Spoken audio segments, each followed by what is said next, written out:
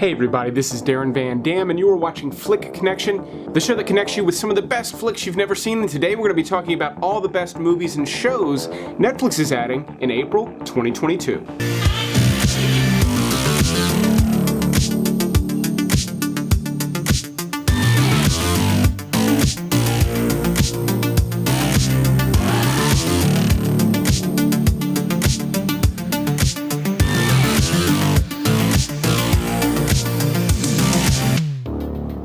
So if you're new to the channel, welcome, but what we do in these episodes is we spend a little bit of time talking about all the familiar favorites Netflix is going to be adding on the first of the month, and then we go through the rest of the month in chronological order, pointing out all the new stuff that they're going to be adding along the way. And April is a packed month for Netflix. Longtime subscribers know I don't say that all the time. They have weak months, I tell you when they're weak. April is a strong month with a ton of stuff getting added. We're going to be talking about over 40 movies and shows getting added this month, and then at the end of the video, I'll be showing you everything leaving during the month of April, so you can be sure to watch those before they're gone. But for now, let's talk about all the cool stuff they're going to be adding on the 1st. Now, this is where they add most of the familiar favorites, things you've heard of before, but there are a couple of new Netflix originals getting added on the 1st, including The Bubble, which is actually written and directed by Judd Apatow, and it's about a group of people trying to finish a movie about dinosaurs and cliff creatures during a global pandemic. So they're locked down inside a bubble trying to finish this movie.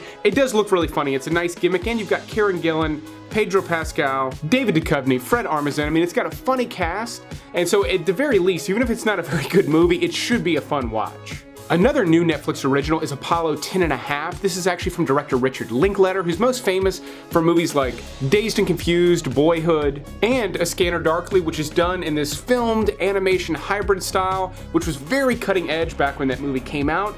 Apollo 10½ is done in the same fashion, but this is about a young boy who is sent into space, so it should be a good family watch. And Richard Linklater, even his weakest projects are still really great movies.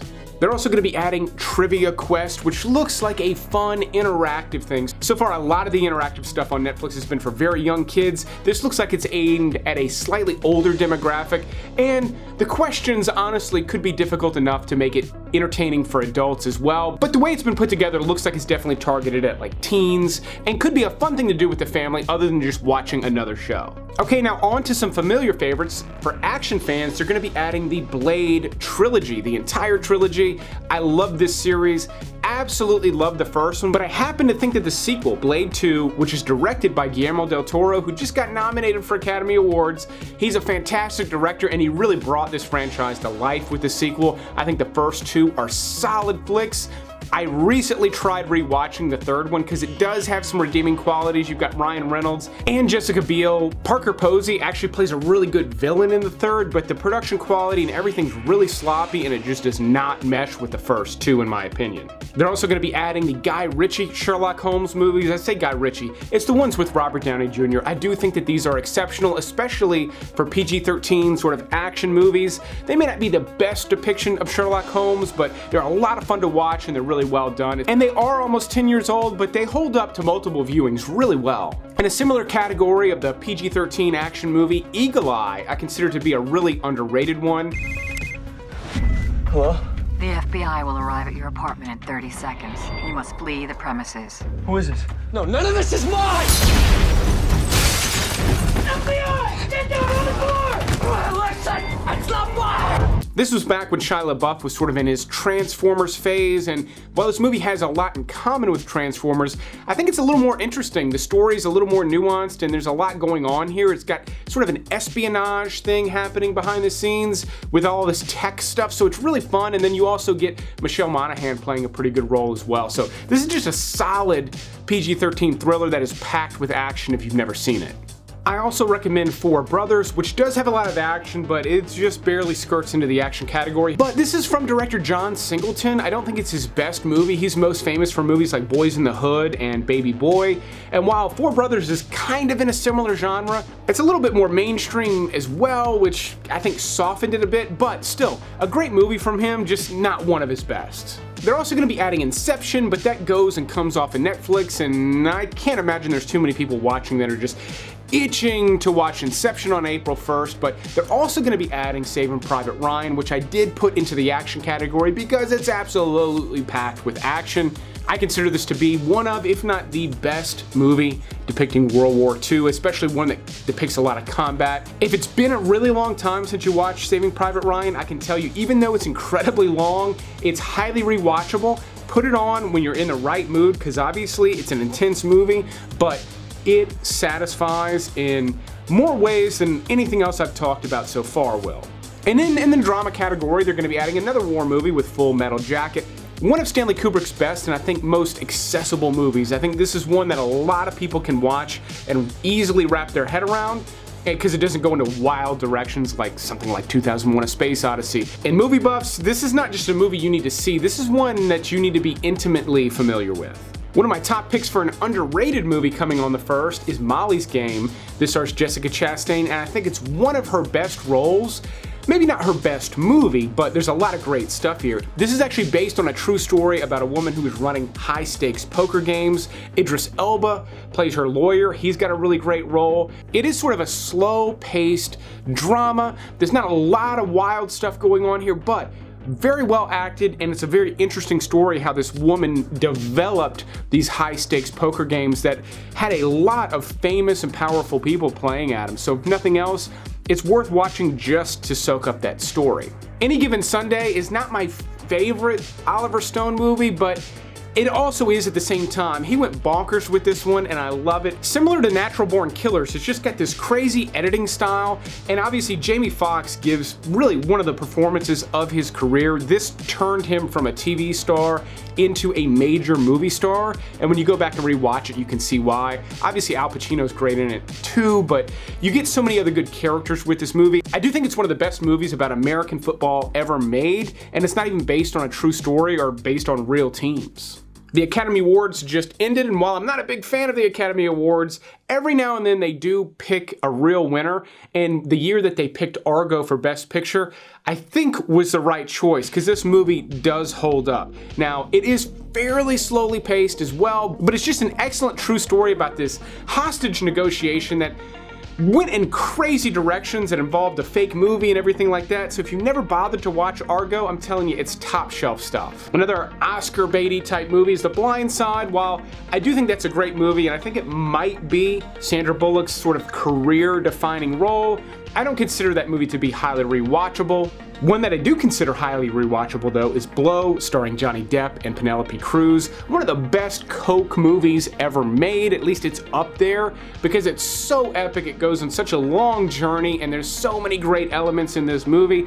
If it's been a while since you've seen a solid drug flick, they don't get too much better than Blow. There's a few that are better, but not many. And then if that's not enough crime for you, Bonnie and Clyde, the original from 1967, is one that I highly recommend. In fact, I almost included this into the action category because while there's not a ton of action in it, the action sequences were not only great, they were really cutting edge for the time that they came out, not just for special effects, but also just in how graphic they were. Again, just cutting edge stuff. Movie buffs, again, required viewing for you. And then if that's too much crime for you and you want something a little more tender, I highly recommend watching Her, starring Joaquin Phoenix and the voice of Scarlett Johansson. This is the last movie Spike Jonze ever directed. I'm sure he'll do another one, but he takes long breaks in between movies, and his work is excellent as a result. If you never saw this movie, it takes place in the near future. Joaquin Phoenix plays a very lonely man who falls in love with the AI inside of his computer. It's a simple setup, but even though we've seen things like that happen in movies before, Spike Jonze turns this into a really heartwarming roller coaster ride of emotions. It is a fantastic movie in this genre. If you've never seen it because you typically don't like things like that, I'm telling you, this is an absolutely beautiful movie. For the family, they're going to be adding Shrek Ever After and Puss in Boots. There's already another Shrek movie, so there's a ton of Shrek to watch on Netflix right now. They're also going to be adding How to Train Your Dragon, which is one of my personal favorites. For horror fans, they're going to be adding The Rental, which is actually the first movie directed by Dave Franco. He's not in it, but it's interesting that he directed this movie. It feels very out of character for him, even though I don't know him, I just know him from the movies, but it's dark, it's twisted, it is extremely slow. It has a lot more to do with the interpersonal relationships of these people staying in this rental house, but there is some grim stuff going on under the surface. I mean, this is a subtle horror flick. It's really low key, so don't expect anything really brash with this one, and you might enjoy it, especially if you lock into some of, again, the interpersonal stuff going on. And they're also going to be adding The Ring, which is a classic horror movie. I know it's a little played out, and you may not have much interest, but this was directed by Gore Verbinski, who directs some of the most beautiful movies made today. And even though The Ring is really creepy, it does have some stunning cinematography in it, if nothing else. But regardless of what your speed is, you may or may not have access to all these movies depending on where you're located in the world, what country you're in, or when you're watching this video, because they will be leaving eventually. However, when you use today's sponsor, CyberGhost VPN, you can unlock way more movies and shows with your current Netflix subscription than you've ever been able to access before. Now, like all VPNs, CyberGhost keeps your web browsing safe, secure, and private. Nowadays, it is a great idea to invest in one. In fact, it's kind of reckless to not protect yourself using a VPN, but when you use CyberGhost VPN, you're going to be able to switch between different servers that are tailored to Netflix, Prime Video, Hulu, in a variety of countries, which means with the flick of a switch, you can immediately unlock the libraries available in those countries, and they're vastly different than what's available to you right now because of the way licensing works. And right now, my viewers can pay as low as $2.19 a month when they use my link in the video description below. CyberGhost is super easy to use. They offer a 45-day money-back guarantee. So if you don't like using it, or you don't find that you're finding good stuff, which I don't think is going to be the case, you can get a full refund, no questions asked. And I know for a fact that they honor that because they've got great 24/7 customer support. In case you need any assistance, who knows, you might need help getting it set up on one of the 7 devices you can use it on simultaneously. Yes, you can use it on 7 devices at the same time, and it's all the different types of devices you're already using to stream movies. So again, go to the link in the description below, sign up. You can pay as low as $2.19. That's less than half the cost of a new release movie rental to unlock way more movies and shows than you could ever possibly hope to watch. It's a great deal, but let's move on with the rest of April and see what else is coming to Netflix. Finally, after 2 years of waiting, Better Call Saul Season 5 is coming to Netflix because Season 6 is about to come out very soon, so you can catch up on Season 5 on Netflix before Season 6, or just catch up if you've been waiting for it to get released. On the 5th, Ronnie Chieng has a new comedy special. I feel like his last comedy special was among the best of the Netflix original comedy specials that I'd seen in a while. It hadn't been too long, he's already got a whole new hour. Hopefully it's half as good as the last one. There's a new dating reality show hosted by Nick Lachey and what's-her-face, the married couple that does Love is Blind. However, this one sounds a little edgier. It's called Ultimatum. This one features couples where one person wants to get married, the other person isn't sure, and they have to date other people. It sounds a little on the dirty side, but if you couldn't get enough Love is Blind, this ought to at least be in that wheelhouse. And then if that's not for you, there is a dark crime movie coming from Poland this month called FURIOZA. No, this has nothing to do with Mad Max or anything like that, but it looks like a dark, gritty crime drama. Obviously it's going to be foreign language, but Netflix typically does a good job with dubbing as well, so I've got my calendar marked for this one. And then if that's not dark enough for you, they've got a new docu-series about Jimmy Savile, who, for my American viewers, most of you, he was a child entertainer, kind of the equivalent to maybe Captain Kangaroo here in the US, yet he allegedly abused hundreds, I think it's upwards of 450 children.